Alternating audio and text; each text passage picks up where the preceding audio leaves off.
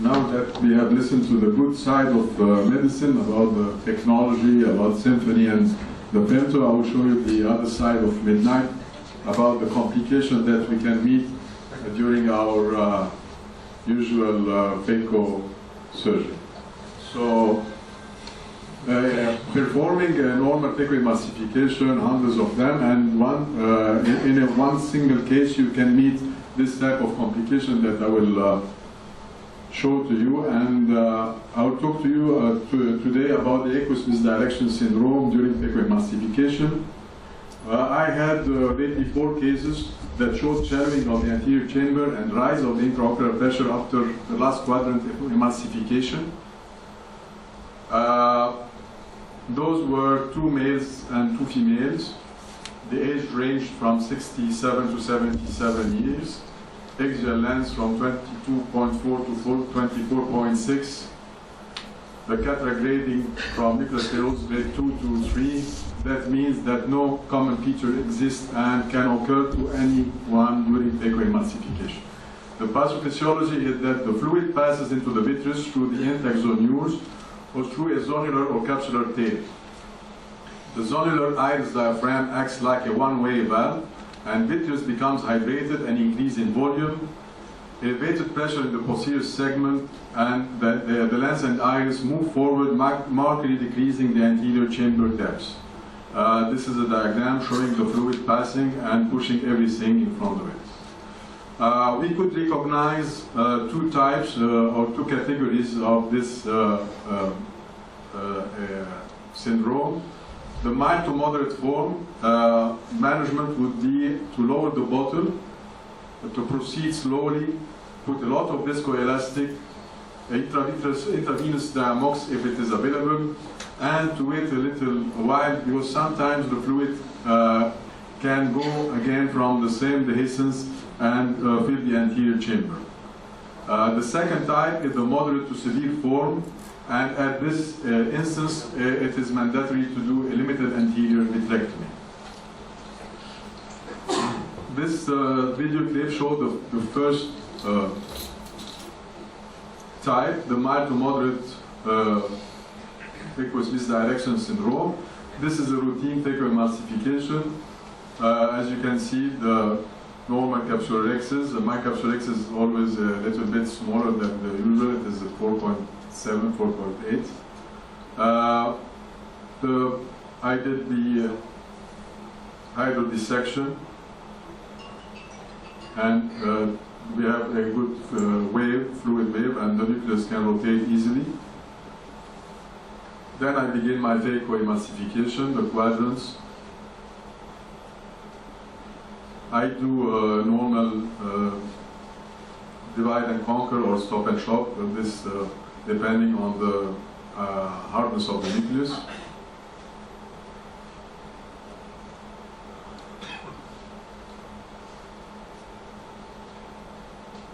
Everything goes easily, the anterior chamber depth is normal, there is no positive pressure, there is no back pressure.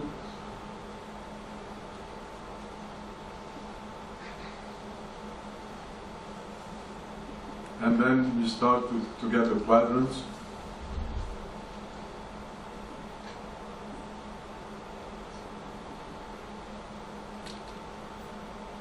Till now everything is okay, and getting the last piece of nucleus.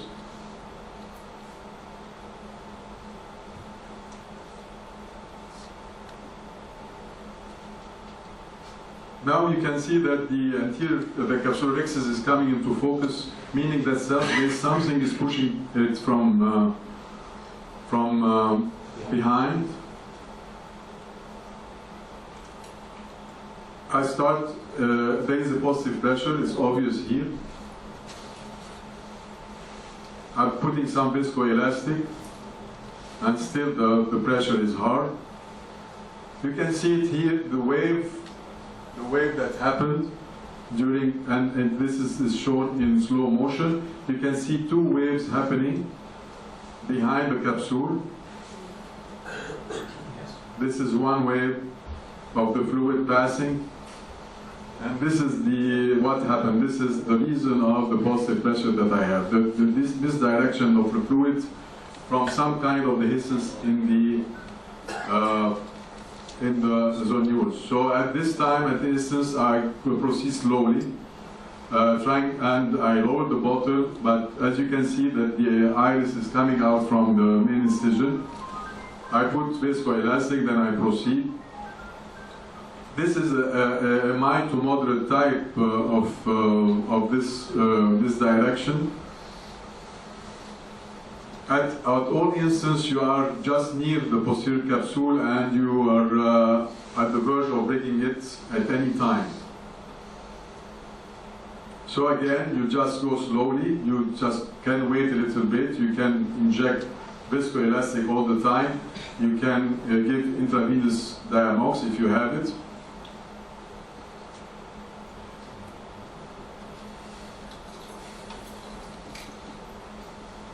A little bit difficult and hazardous because the posterior capsule is just beneath you.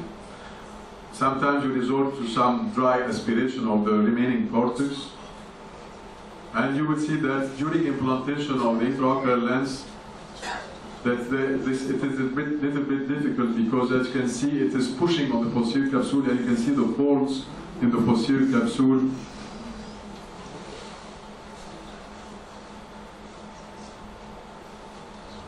Sometimes if you push on the lens, once you implant the lens and push on it, sometimes you can squeeze the fluid out of the vitreous, and the anterior chamber can be a little bit as deep as before.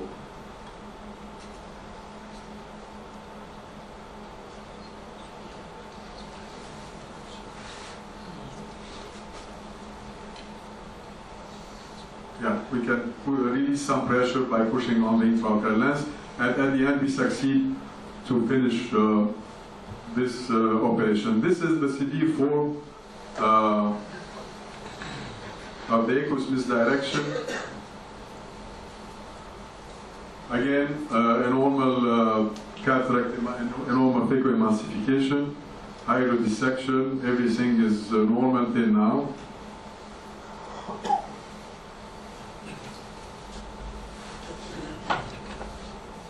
A routine case.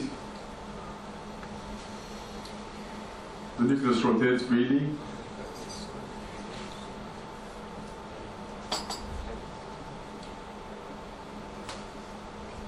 And then after removing the last quadrant,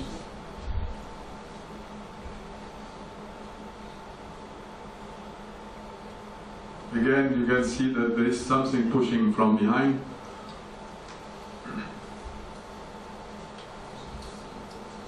You put some viscoelastic, but this I'm pushing on the capsule, on posterior capsule, as you can see. I'm trying to squeeze the aqueous out. I took the decision to to implant and push on the intraocular lens to squeeze the aqueous out, but the implantation was a little bit difficult, or really difficult. Trying to manipulate the intraocular lens and getting the iris out. Severe positive pressure building. At this time, there is no use to do excessive manipulation, and the decision is to go 3.5 millimeter behind the limbus and do a limited type of anterior vitrectomy to release the pressure. Just a few strokes of the vitrectomy probe, and it will just absorb the aqueous. As you can see, I'm doing a lot of manipulation trying to implant the lens, but I'm getting the iris out. So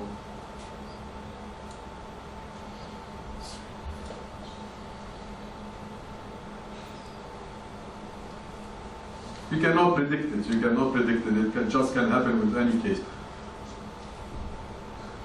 So as you can see, I will go behind the limbus and put my vitrectomy probe and take some of the vitreous out with the fluid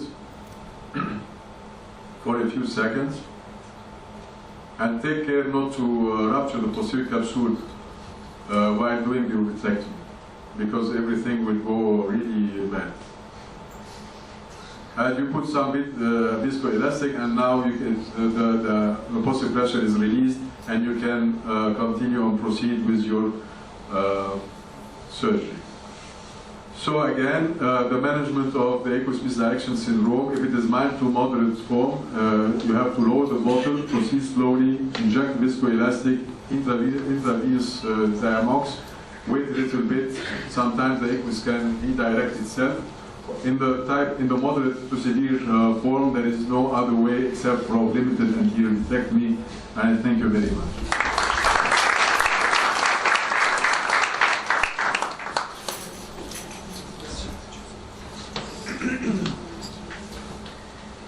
Is there anything that you can do to, sorry, thank you. Is there anything that you can do to prevent this syndrome? You don't know which case will happen with. It's a normal case, and you go, and it happens. So you cannot predict it. There's no way to predict when it happens. I think now with the technology that we have new machines that control the pressure. There is no bottle height of 110 centimeters high in the sky. So with the new machine, with some companies, I don't want to say it, you are controlling your pressure, and I think that this kind of complication might not happen.